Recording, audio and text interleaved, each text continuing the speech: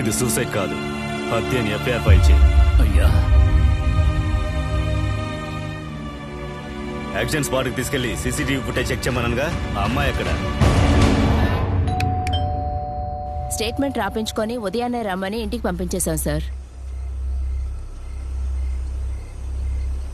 నా కొడుకుని చంపిన వాళ్ళని చూసిన ఒకే సాక్ష్యం ఆ అమ్మాయి.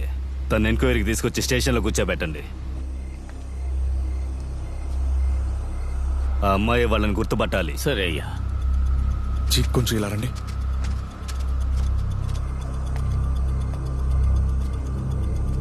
పోలీసులు అక్కడికి వెళ్ళడానికి ముందు మనం అక్కడికి వెళ్ళాలి, లేకపోతే దొరికిపోతాం.